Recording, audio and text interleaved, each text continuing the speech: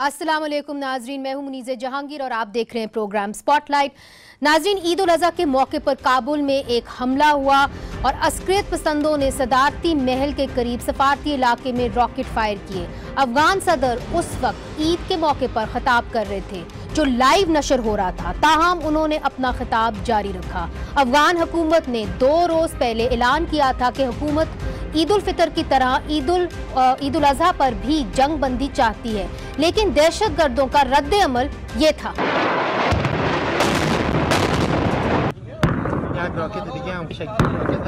अमरीकी secretary of state Michael Pompeo सितंबर के पहले हफ्ते में पाकिस्तान का दौरा करेंगे, जिसमें नई पाकिस्तानी हुकूमत से बातचीत होगी। अमरीका ने कहा है कि वो ईद उल अज़हा के मौके पर अफगानिस्तान में जंग बंदी चाहते हैं।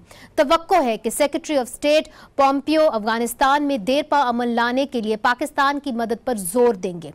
इस हमायत पर अमरीका IMF से पाकिस्तान को मिलने वाली $12 बिलियन इमदाद की मुखालफत खत्म कर सकता है। अमरीका की तरफ से रोके जाने वाली फौजी इमदाद भी बहाल हो सकती है। काबुल में आज होने वाले हमले की वजीर आजम इमरान खान ने भी मुजम्मत की है। पाकिस्तान में इमरान खान की तरक्याती मंसूबे उस वक्त हकीकत का रूप धार सकेंगे जब पैसे होंगे।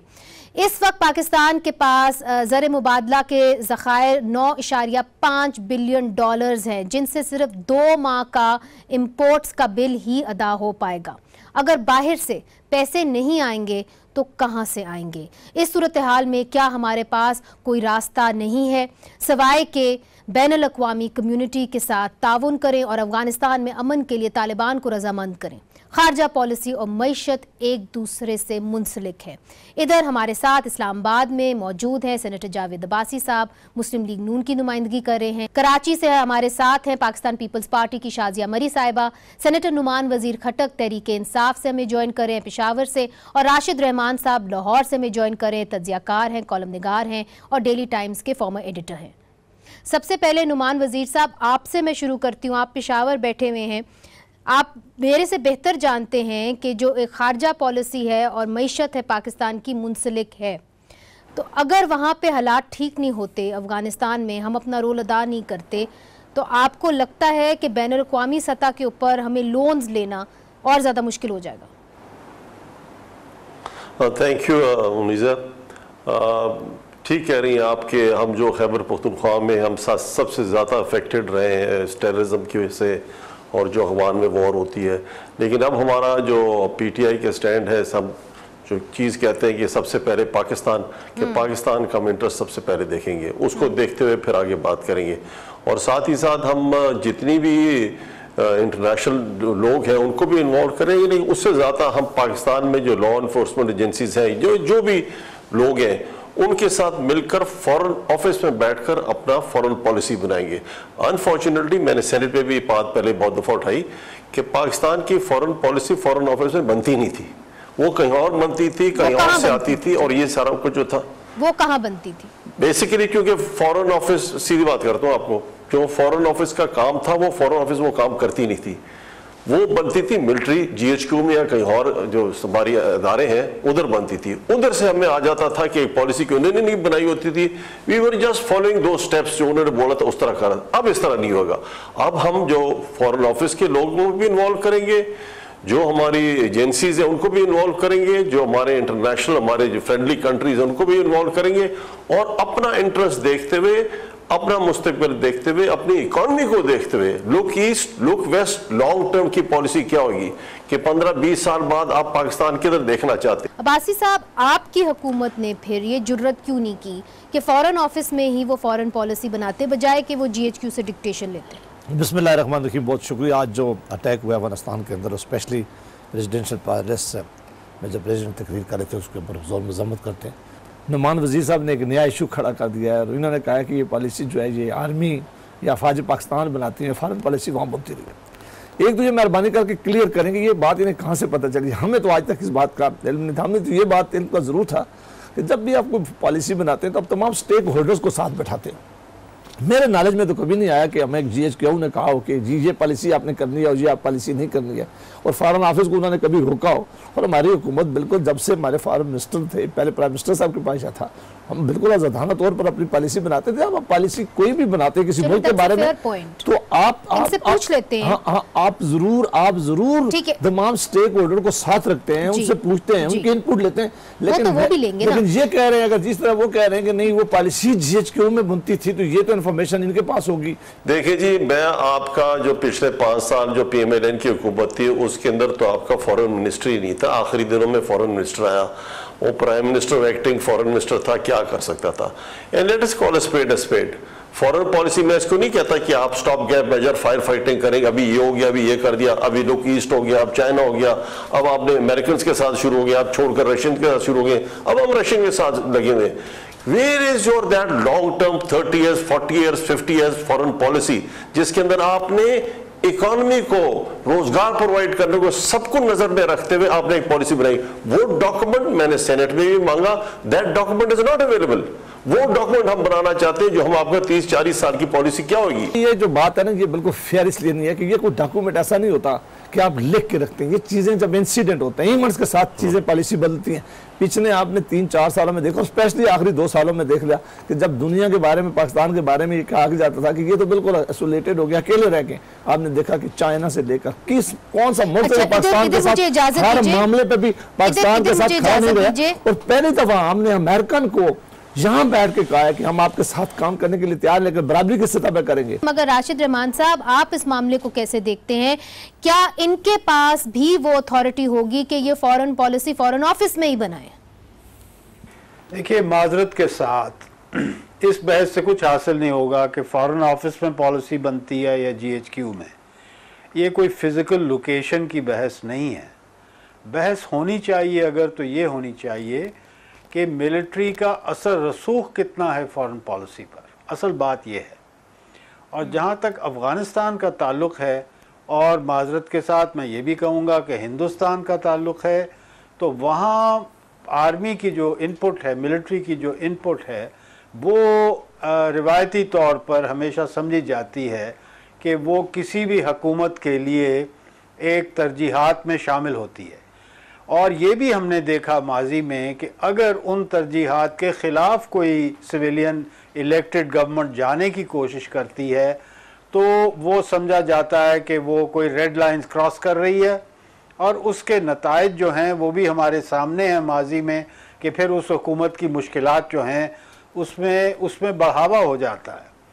तो बात ये है, ये तो असूलन बात दुरुस्त है कि जब आप फॉरेन पॉलिसी बनाते हैं या कोई भी पॉलिसी बनाते हैं जी, तो रियासत के जो इदारे हैं उनका इनपुट लेना तो ज़रूरी है, लेकिन इनपुट और चीज़ है और पॉलिसी डिटर्मिन करना या इम्पोज करना बहुत दूसरी बात। नुमान वजीर खटक साहब, let me play the devil's advocate. मैं आपसे ये जानने की कोशिश कर रही हूँ, जब वो कहते हैं कि जी आप अपना असर और रसूख तालिबान ग्रुप्स के ऊपर डालें, तो ना पाकिस्तान तहरीके इंसाफ और ना ही पाकिस्तान मुस्लिम लीग नून की रसाई है इन तालिबान ग्रोहों के ऊपर। अगर इनको कोई देख रहा है तो हमारी वो सिक्योरिटी एजेंसीज देख रही हैं। तो जो अमेरिका के साथ आपके ताल्लुकात अगर बेहतर होने हैं वो तभी होने हैं जब आप वो असर रसूख रखें। ना उनका ये कहना है कि हमारा वो असर रसूख है ही नहीं जो पहले एक ज़माने में होता था। तो फिर आप बताएं कि आप खारजा पॉलिसी कैसे ठीक करेंगे, चूँकि उसका असर तो बराह रास्त हमारी मईशत पे पड़ रहा है। देखिए, मैं आपको पहले बताऊं कि ये जो मैं राशिद साहब ने कहा ना कि इस नॉट के GHQ में बैठे या कहीं बैठे, Pakistan as a nation should have a document, foreign policy document होना, और उसके अंदर सारों को इन्वॉल्व करना है, आर्मी को भी, एकेडेमिया को भी, फॉरेन ऑफिस वालों को सबको करना। ये एक चीज़ इसको गेट मी राइट, इस तरह बननी चीज़ बननी है, होलिस्टिक होनी है और स्टेक होल्डर्स के इन्वॉल्व करके साथ होनी है। दूसरी चीज़ जो आपने बात की, ये मुझे आप बात बताएं, हर मुल्क के अंदर अपना ऐसे ISI टाइप CIA होता है, हर मुल्क का अपना अपना होता है, स्कॉट वो है, ये सारे अपने अपने। ये कौन सा मुल्क है जो इस किस्म की एक्टिविटीज अपने इंटेलिजेंस एजेंसी से यूज नहीं करता है? They use their intelligence agencies for such activities in other countries. ये डिप्लोमेटिक कोर्स जो होते हैं उसके अंदर भी लोग पोस्टेड होते हैं, ऐसी चीजें करते हैं। लेट्स कॉल, सीधी सीधी बात करते हैं, हम 800-900 बिलियन जो खर्च करते हैं मिलिट्री पे, as a nation we can not afford this that much. ठीक है नुमान साहब, मुझे यहाँ पे एक छोटा सा वक्फा लेना है। आपने बात तो बिल्कुल दुरुस्त की कि एक फॉरेन पॉलिसी का एक विजन होना चाहिए, मगर क्या आपको उसको इम्प्लीमेंट करने की इजाजत होगी? ये फिर से एक सवाल होगा। और मईशत के ऊपर भी हम नजर डालेंगे कि पाकिस्तान की जो मईशत है किस हाल में है और किस तरह मुंसलिक है हमारी फॉरेन पॉलिसी से। ये सब कुछ एक वक्फे के बाद। वेलकम बैक नाज़रीन। इमरान खान ने कौम से 5 बड़े वादे किए हैं। इनमें 50 लाख घर, 1 करोड़ नौकरियां हैं, पीने का साफ पानी, सेहत और तालीम सबके लिए, और टैक्स रेवेन्यू में इजाफे का वादा भी किया है। पिछले 5 साल में मुल्की कर्जों में 35% इजाफा हुआ। कर्जे 13,500 अरब रुपए से बढ़कर 24,000 अरब रुपए तक पहुंच गए। इस कर्ज का जो हमने एक सूद अदा करना है वो हुकूमत के लिए मुश्किल है। और मईशत की इस सूरत हाल के साथ अगर IMF नहीं तो किस प्लान के तहत ये तमाम वादे पूरे होंगे? शाजिया मरी साहिबा हमें ज्वाइन कर रही हैं। शाजिया मरी साहिबा, ये जो प्लान्स, डेवलपमेंट प्लान्स बने हैं, अगर हम लोन्स नहीं लेते तो ये पैसे पाकिस्तान से कैसे जनरेट हो पाएंगे, क्योंकि सिर्फ 2% लोग यहाँ पे इनकम टैक्स देते हैं? क्या पॉलिसीज हैं हुकूमत की? मुझसे कबल भी आपने बहुत, मैं समझती हूँ, इम्पोर्टेंट बातें की होंगी। अब आपने मिसाल यहाँ पर नौकरियों की 1 करोड़ जॉब्स, 50 लाख घर, जी बहुत अच्छा लगता है सुनने में, जी मुझे दिली खुशी है ये सुनकर, लेकिन ये होगा किस तरह? नहीं तो तशनगी सी अब और ज्यादा बढ़ गई है। अच्छा, यही तो हम सवाल कर रहे हैं कि ये होगा कैसे। अब्बासी साहब, इन्होंने इंटीरियर मिनिस्टर अभी मुकर्रर नहीं किया, उसकी क्या वजह है? आपको क्या लगता है? देखिए, एक तो ये है कि हमें इल्ज़ाम देते थे कि आपने फॉरेन मिनिस्टर क्यों नहीं रखा, और हम इनको ये कहते थे कि ये प्राइम मिनिस्टर हैं और वो ये पोजीशन अपने साथ रख सकते हैं और इसे बेहतर तौर पर अपनी जो फॉरेन पॉलिसी है उसको फॉर्मुलेट भी कर सकते हैं और दुनिया से बात कर सकते हैं। अब इन्होंने जब इंटीरियर मिनिस्टर ने रखा तो ये अब इनसे पूछा जा सकता है कि आप जब उस वक्त इतना दबाव डालते थे और कंटेनर मगर आपकी भी कोई रीडिंग होगी, कोई परसेप्शन होगी, कोई वजह ही होगी कि इन्होंने इंटीरियर मिनिस्टर नहीं रखा। मेरा ख्याल है इसकी 2 वजह हो सकती है। एक तो ये है कि मेरा ख्याल है कि इंटीरियर मिनिस्टर के इतने ज़्यादा कैंडिडेट थे कि पहले दिन से लड़ाइयाँ हो रही थी कि यार ये कह रहा था कि ये मुझे दें, और ये ज़्यादा है। और इसमें 4-5 तो वो लोग थे जो लोगों से मुबारकबादें वसूल कर चुके थे कि हम इंटीरियर मिनिस्टर लग गए हैं, और हमें उन्होंने ये बात कह दी है। और उसके लिए खट्टर साहब ने भी, नुमान खट्टर साहब ने भी कई दोस्तों को मुबारकबाद, मुझे यकीन है कि दी होगी कि आपकी मिनिस्ट्री कन्फर्म है। और आपने किसको मुबारकबाद? मैंने भी किसी एक को दी, लेकिन मैं नाम नहीं बताऊँगा। लेकिन उसके बाद बात ये हो सकता है कि इमरान खान साहब को किसी ने कह दिया होगा जी कि आप खुद ये बात रखें। इमरान खान साहब की जो स्पीच आई है, मैं उस पर नहीं जाऊँगा, जो उन्होंने बातें की, अल्लाह करे कि उनको ये मौका मिले, और मौका अब उनको मिल गया कि वो ये काम करके हमें दिखाएं, और अगर ये दिखाएंगे तो ये पाकिस्तान के लोगों के सामने होगा। लेकिन जो उन्होंने अभी जो मुझे लगा है कि वो क्या करने जा रहे हैं, वो 2 बातें करने जा रहे हैं। एक तो जो उन्होंने कैबिनेट बनाई, उसे अपनी कैबिनेट से कोई उम्मीद नहीं है, क्योंकि कैबिनेट तो वही सारी है ना जो परवेज मुशर्रफ साहब के साथ साथी थे, तो उनको उन्होंने लिया है। मजबूरियां होती हैं, MQM को भी लिया है, GDA को भी लिया, तो मजबूरियां थी हुकूमत बनाने के लिए, कोalition की होती है मजबूरियां। इमरान साहब ये हुकूमत जो चलाने जा रहे हैं, वो चलाने जा रहे हैं कि टास्क फोर्स बनाने के लिए। वो समझ गए कि टीम तो शायद नहीं है मेरे पास, इस टीम से काम कर भी नहीं सका। ये टास्क फोर्स का बहुत अरसे से हम सुन रहे थे, ये पहली दफा नहीं है। ये जंग पिछले 5-10 सालों से सुन रहे थे। लोग कहते थे या इस मुल्क में कौमी हुकूमत हो या टास्क फोर्स में अकोमोडेट करेंगे। नहीं, टास्क फोर्स के ऊपर बना रहे। मतलब उन्होंने कहा कि मैं रिफॉर्म्स के लिए टास्क फोर्स ला रहा हूँ, मैं FIA को ठीक करने के लिए टास्क फोर्स लेके आ रहा हूँ। मुख्तलिफ लोग होंगे जो शायद जिनमें इलेक्टेड नहीं होंगे, जो इलेक्टेड लोग शामिल नहीं उसमें ज्यादा होंगे, और उनके जरिए वो हुकूमत करना चाहते हैं। अब ये नुमान वजीर साहब बता रहे हैं कि हम ये समझते थे कि PTI ने बड़ा होमवर्क किया हुआ है, इनको टास्क फोर्स की जरूरत नहीं होगी, ये तो आएंगे और अपना एजेंडा इंप्लीमेंट करेंगे। उन्होंने कहा नहीं, हमें FBR के रिफॉर्म्स के लिए टास्क फोर्स डालनी है, हमें FIA की रिफॉर्म्स के लिए टास्क फोर्स के लिए चलाइए, हमें सिविल एडमिनिस्ट्रेशन की जो है हमारी ब्यूरोक्रेसी उसको रिफॉर्म्स के लिए टास्क फोर्स चाहिए। खट्टर साहब, जो ये अब्बासी साहब कह रहे हैं, ठीक कह रहे हैं। इंटीरियर की is a very serious ministry. इसके अंदर we need somewhere well thought और सोच कर अच्छा आदमी लगाना था। फर्स्ट हमारा एक कैबिनेट के 15 लोग आए, इसके बाद सेकंड उसके अंदर फॉर श्योर हर मिनिस्ट्री का एक मिनिस्टर होना है, हर मिनिस्टर ने होना है। खान साहब के पास ये नहीं रहना है, otherwise you can not perform as a prime minister. ये इमरान खान साहब ने 2 दिन पहले रात को जो अपनी स्पीच की है उसमें उन्होंने कह दिया है कि इंटीरियर मिनिस्ट्री में अपने साथ रखूंगा। मैंने तब ये बात की है। जी खटक साहब, ये बात उन्होंने की है वैसे खटक साहब, ये बात सच है। चलो ठीक है, मैं कह रहा हूँ आएगा, आगे आएगा, देखेंगे इंटीरियर मिनिस्टर भी आएगा।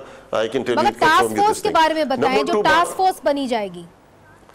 देखिए जी, मैं आपको बताऊं, आप पहले ने कहा कि मुशर्रफ के टाइम के क्या मिनिस्टर्स रखें। Musharraf had a free choice to select technocrats, वो उन्हें अच्छे लोग सिलेक्ट किए थे। अब अगर कहीं अच्छा मुझे PMLN में कोई अच्छा नजर आता है, किसी और पार्टी में अच्छा रहता है, why shouldn't I listen to his views? मैं तो एज अ पाकिस्तानी उसके व्यूज देखूंगा, मुझे सेनेट के अंदर कोई अच्छी बात करेगा।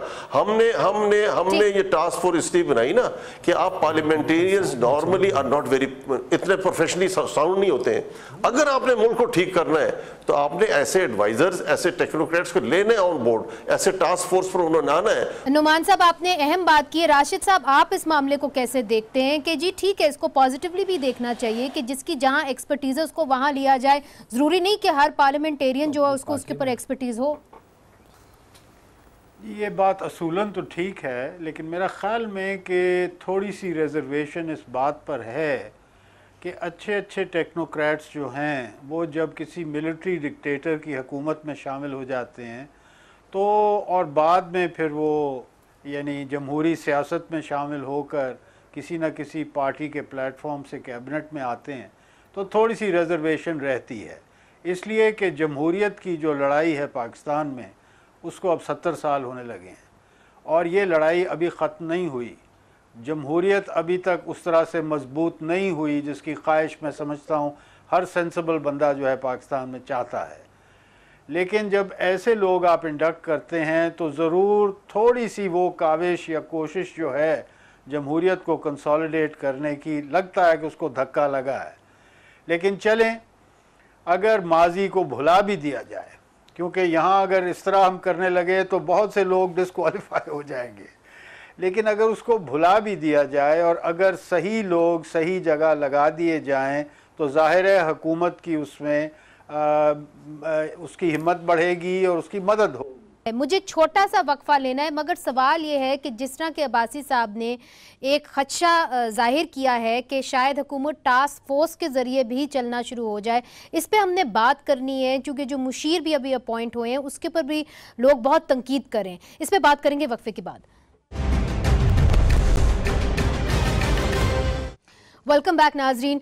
शाजिया साहिबा जो पहले बात कर रहे थे अब्बासी साहब और कह रहे थे कि जी मुझे खदशा है कि टास्क फोर्स बनाई जाएगी और उसके ज़रिए एक तरीके से हुकूमत की जाएगी, आप इस मामले को कैसे देखती हैं और ख़ास तौर पे जो आप कैबिनेट हैं उसको कैसे देखती हैं? बहुत सारे लोग ये कह रहे हैं कि जी मुशीर जो अपॉइंट किए गए हैं वो पहले ट्राइड एंड टेस्टेड हैं, मुशर्रफ साहब के ज़माने के अंदर वो थे, तो इंस्टीट्यूशनल रिफॉर्म जिस तरह इशरत हुसैन साहब है वो क्या इंस्टीट्यूशनल रिफॉर्म ला सकते हैं जो पहले नहीं ला सके?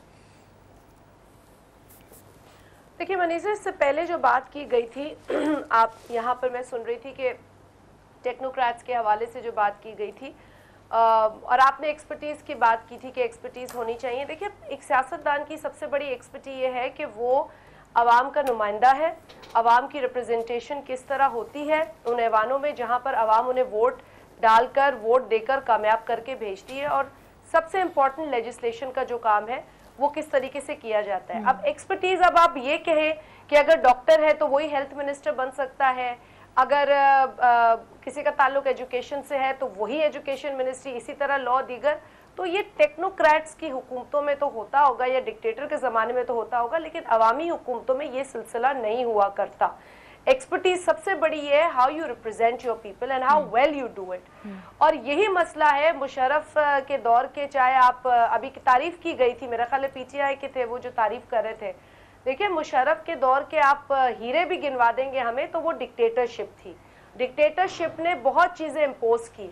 अगर इतनी ही अच्छी हमारे पास डिक्टेटरशिप थी तो पाकिस्तान के तमाम मसाइल उस वक्त ख़त्म हो जाने चाहिए थे, लेकिन अनफॉर्चुनेटली पाकिस्तान के मसाइल बढ़ गए उन डिक्टेटरशिप्स में। उन डिक्टेटरों ने हमारे मसाइल इतने बढ़ा दिए कि हम जो एक ज़माने में दूसरे ममालिक से मुकाबले की पोजीशन में थे, आज हम बहुत पीछे रह गए। तो ये इन्हीं डिक्टेटरशिप्स और डिक्टेटर के सिस्टम पर हावी होने की वजह से हमने नुकसान भुगता है। अब आ जाएं कि किस तरीके से आपने टास्क फोर्स की बात की है। देखिए, जो चीज़ें हैं वो हमें जमहूरी अंदाज में करने की जरूरत है। आपके पास लोग मौजूद हैं नेशनल असेंबली में, क्या वो काबिल लोग नहीं है? क्या वो इस काबिल नहीं थे कि वो नेशनल असेंबली में इलेक्ट? अच्छा, ये एक अहम पॉइंट है, ये एक अहम पॉइंट है जी। ये जी जावेद साहब, मुझे बहुत इज्जत है नुमान खटक साहब की, लेकिन मुझे ये बात बड़ा दुख हुआ है कि जो उन्होंने कहा है जी कि हमारे पास काबिल लोग नहीं है और पार्लियामेंट के अंदर काबिल नहीं है। मैं समझूंगा अगर हम सारे पार्लियामेंट के अंदर काबिल लोग क्यों नहीं है? आप जब लोगों को टिकट देते हैं और लोग वोट उस जमात को इसलिए देते हैं कि वो समझें कि ये जमात काबिल है और ये हुकूमत कर सकती है। मैं आज भी समझता हूँ कि इनके नुमान वजीर साहब जैसे बहुत बड़े बड़े काबिल लोग जरूर मौजूद होंगे, लेकिन अगर हम खुद ही कह देना शुरू कर दें कि जी हमारे पास तो और काबिल लोग नहीं है, जो इलेक्टेड लोग हैं ये तो डिलीवर ही नहीं कर सकते, हमें तो टेक्नोक्रेट लोगों की जरूरत है, हमें तो उन ट्राइड टेस्टेड एंड फेल्ड लोगों की जरूरत है जिन्होंने पहले कोई डिलीवर नहीं कर सके, तो फिर तो ये बहुत मायूसी की बात है। ये तो बहुत जरूरी था कि ये कहते हैं कि हमारी नई टीम है। आ रही है नुमान वजीर साहब कि ये सारे लोग पहले आ चुके हो, जिस तरह शाजिया कह रही हैं कि वो हीरे जितने मर्जी हो थे तो वो डिक्टेटरशिप में, और डिक्टेटरशिप में तो हालात पाकिस्तान के बहुत खराब हुए। जी मैं मुनीज़ा अगर आपकी इजाजत हो तो मैं क्लियर करूं आपको। जी देखिए, आबिद शेर Ali was the minister for energy. ये नॉट द फेंटेस्ट आइडिया की एनर्जी होती क्या है। 11,000 मेगावाट बिजली पैदा की है। मैं बात पूरी करने देना भाई साहब ज्यादा। तो ये हम कह रहे हैं, हम ठीक है, आपका जो मिनिस्टर होगा, जो मिनिस्टर्स हैं वो अपनी जगह उनकी अहमियत है, लेकिन जब किसी से, और दूसरा आपका ब्यूरोक्रेट जो है ना, वो भी पहले एक सेक्रेटरी हेल्थ था जिसको आपने पोस्ट कर दिया secretary energy, he also doesn't have any idea. इस सिचुएशन में आपका जो मिनिस्टर लगाते हैं, the best amongst us is selected as a minister appropriate for that job, the best that we have.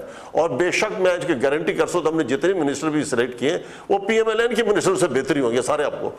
In spite of that हम फिर भी stake holder से डिस्कशन में करेंगे, इन स्पाइट ऑफ दैट हम फिर भी प्रोफेशनल्स को ऑन बोर्ड लेंगे, हम आइवरी टावर्स में बैठकर पॉलिसी नहीं बनाएंगे। एक तो मैं अब्बासी साहब के साथ बिल्कुल अग्री नहीं करती। आप कितने भी 1000 मेगावाट आप सिस्टम में इजाफे की बात करें, लोड शेडिंग का आज भी बहुत बुरा हाल है। सो प्लीज अब मिसगाइड लोगों को ना करें। नहीं, मेगावाट बिजली तो आई है ना, आ रही है, आपके पास मुस्तकिल है, अनइंटरप्टेड है, तो आप बड़े खुश नसीब हैं, लेकिन ये यहाँ सिंध में सूरत हाल नहीं है। दूसरी बात, आबिद शेर अली को अगर मिनिस्टर बनाया, उसके नीचे एक टीम है। अगर आबिद शेर अली को एक जायज सवाल का जवाब देना नहीं आता तो वो उसका ज़र्फ और उसका इखलाक है। If the party was behind such language and such attitude, तो फिर वो नून लीग की गलती थी कि जो शख्स अवामी नुमाइंदों को फ्लोर पे लोड शेडिंग के सवाल पर सिर्फ खरी खरी सुनाता था और चोर कहता था। अच्छा देखिए, जो आबिद शेर अली की बात है ना, उतना हमें पर्सनल नहीं होना चाहिए, जातियात पे नहीं उतरना चाहिए। बिजली का राशिद रहमान साहब, सवाल ये है कि जो डेवलपमेंट प्लान इन्होंने, अच्छा देखिए इसमें छोड़ देना, इस बहस को जमाने में ये 2 मेगावाट बिजली पैदा नहीं कर सकते। इनकी 5 साल हुकूमत रही है, 12 घंटे 18 घंटे इनके जमाने में लोड शेडिंग को रहने देते। राशिद रहमान साहब, सवाल ये है कि अगर आईएमएफ के पास नहीं जाते तो फिर मुझे बताइए कि ये पैसा कहां से आएगा डेवलपमेंट प्लान्स के? आप कैसे देखते हैं, क्या टैक्स लोग एकदम देना शुरू कर देंगे अगर आप एफपीआर को ठीक कर लें? देखिए, इस हुकूमत ने कुछ इशारे और इंदिया दिए हैं कि ऑप्शंस क्या है उनके पास। अवलीन तो आईएमएफ है, लेकिन जैसे आपने पहले गुफ्तगू में बात की कि अमेरिका प्रेशर डाल रहा है आईएमएफ पे कि पाकिस्तान को पैसा आईएमएफ का या अमेरिकन टैक्स पेयर का इसलिए नहीं देना चाहिए कि चीन के जो कर्ज़े हैं वो वापस किए जाएं। ये एक नेगेटिव मैसेज आया है। आईएमएफ अगर मानता भी है तो मुमकिन है कि जो शराइत लगेंगी वो बड़ी सख्त होंगी, इसलिए हुकूमत को सोचने पे मजबूर होना पड़ा है। हो सकता है आईएमएफ से ना मिले पैकेज, और अगर मिले तो ऐसी टर्म्स से मिले कि जो काबिल कबूल ना हो। ये बात समझते हुए उन्होंने ये इशारा दिया है कि हम चीन से भी पैसा मांग सकते हैं, कुछ इशारे भी आए हैं इस बात के, सऊदी अरेबिया से मांग सकते हैं। अगर पैसे नहीं मिलेंगे तो ऑयल डिफर्ड पेमेंट पे मिल सकता है, और वो आपके इंपोर्ट्स का मेजर आइटम है, तो आपका एक्सटर्नल अकाउंट जो प्रेशर है उससे कम हो सकता है वक्ती तौर पर, कम अज़ कम। अच्छा। तीसरी बात, यूरो बॉन्ड्स की बात हो रही है, क्योंकि पीटीआई का सपोर्ट एक्सपैट पाकिस्तानी कम्युनिटी में खासा है, बरतानिया हो, अमेरिका हो और जगह हो। तो इनको उम्मीद है कि यूरो बॉन्ड या इस किस्म के पेपर फ्लोट करने से वो वहाँ से भी पैसा इकट्ठा कर लेंगे। लेकिन माजरत के साथ ये नाकाफ़ी होगा मेरे ख्याल में शायद, और जितनी ज़रूरत है, अभी देखें 12 बिलियन डॉलर की आपने बात की, अगले साल की ज़रूरत है जी। लेकिन आज मैं पढ़ रहा हूँ कि जो फौरी लोन्स वापस करने हैं विद इंटरेस्ट वो 9.3 बिलियन डॉलर तो वही हैं जी। बिल्कुल बिल्कुल बिल्कुल। तो 12 बिलियन से तो मैं समझता हूँ कि दाढ़ भी गीली नहीं होगी और आपको शायद मजीद चाहिए हो। हफीज़ पाशा साहब का एनालिसिस है कि 22 बिलियन या उससे भी ज़्यादा चाहिए। अब ये तो वक्त बताएगा जब फिगर सामने आएंगे, लेकिन नहीं, आपने मामला है बड़ा गंभीर किए हैं। आप कुछ ऐड इन करना चाहेंगे जी? आप और मान साहब ने ये बात बिल्कुल ठीक कही होगी, लेकिन देखें कि आप इस बात पे तवज्जो दें और मुझे यकीन है कि इमरान साहब अपने अल्फाज पे खड़े रहेंगे, अगर अल्फाज कभी यू टर्न नहीं लेंगे। 2 दिन पहले इमरान खान साहब ने कौम से खिताब करते हुए कहा है कि मुझे बहुत शर्म आएगी, कौम बड़ी शर्माएगी अगर मैं किसी के पास जाऊंगा और हम किसी सूरत में भी ना IMF के पास जाएंगे ना किसी और के पास जाएंगे मांगने के लिए, तो हमें उनके अल्फाज पे मुझे यकीन है कि अपने अल्फाज पे खड़े रहेंगे। जावेद साहब, बात ये है नुमान वजीर खट्टक साहब के ये पैसे कहाँ से आएंगे? जिस तरह राशिद रहमान साहब कह रहे हैं क्या चाइना से आएंगे, क्या सऊदी अरेबिया से आएंगे, किस सूरत में ये पैसे आएंगे? जी देखें वी हैव अनफॉर्चुनेटली हम मुल्क इस पोजीशन पर आ गया है पिछली गवर्नमेंट्स ने पिछले 70 सालों में कि अब हमारी फाइनेंशियल पोजीशन बड़ी ग्रिम है, जो हम सबको पता है। अब आपके पास चॉइसेस क्या हैं? आपके पास IMF है, आपके पास करंट ट्रेड डेफिसिट आपका बहुत हैवी हुआ है, आप इंपोर्ट्स को रोकते हैं तो आप वो मसला आ जाता है। आप जो हम इंपोर्ट्स जो लग्जरी आइटम्स को इंपोर्ट करते हैं उस पर टेरिफ रेज किया, स्मगलिंग शुरू हो गई। तो ये सारा कुछ को देखते हुए you have to curtail your imports. उसको रोकने के लिए आपने क्या करना है, मशीनरी फिर भी इंपोर्ट करनी है। ये सारे इश्यूज को देखते हुए हम या तो जाएंगे जी IMF की तरफ is an option available, we can not rule it out. Khan साहब ने कहा, मे बी रॉन्गली इंटरप्रेट किया जा रहा है, लेकिन अगर आपके पास कोई और नहीं मिलता है इंपोर्ट नहीं, मेरी बात नहीं, लग्जरी आइटम पर इंपोर्ट पर आप लगाते हैं, टैक्सेस लगाते हैं, FBR का आपने रिफॉर्म नहीं किया तो स्मगलिंग शुरू हो जाएगी। सो ये सारा कुछ आपने ठीक करना है, इसको तो ठीक करने फिर आप IMF को रूल आउट नहीं कर रहे नुमान वजीर खट्टक साहब, एज आई राइटली अंडरस्टैंड आप IMF के ऑप्शन को रूल आउट नहीं कर रहे, इट्स स्टिल एन ऑप्शन। हम IMF और जितनी डोनर एजेंसीज हैं किसी को रूल आउट नहीं करते, लेकिन हम ये भी मैं आपको कहता हूँ यूरो बॉन्ड की हुकूमत की तरह हमने आपने यूरो बॉन्ड आपको पता है किस रेट में मिला था? LIBOR plus 6.2%। That's such a high interest rate। किसने लिया? चले, मगर आपने एक रास्ता बता दिया कि इंपोर्ट्स को आप कर्टेल करेंगे। शाजिया, लास्ट वर्ड, फिर मैंने प्रोग्राम की क्लोजिंग की तरफ जाना है। जी यू राइट। आई मीन हम जो लग्जरी आइटम्स पर हम बड़ा स्ट्रिक्ट मेजर्स लगाएंगे, उसको हम इंपोर्ट को बड़ा टेरिफ हाई करेंगे, लेकिन साथ ही साथ FBR में ये होते हैं ना, ये फेरागार जो होते हैं या पदखेपी कहते हैं कराची के अंदर, इनको भी रोकना है, इनको भी ठीक करना है। तो फिर आपकी ट्रेड डेफिसिट ठीक होगा। बताया है शाजिया, इंपोर्ट्स को कर्टेल करेंगे, इंपोर्ट्स को कम करेंगे, उससे कहते हैं कि और पैसा जनरेट होगा और IMF की तरफ भी जा सकते हैं। लास्ट वर्ड, चूंकि आप मईशत को समझती हैं, इससे पैसा जनरेट हो जाएगा। जो इन्होंने कहा है कि जी 10 मिलियन हम जॉब्स लाएंगे और फिर 5 मिलियन के तकरीबन हम घर बनाएंगे।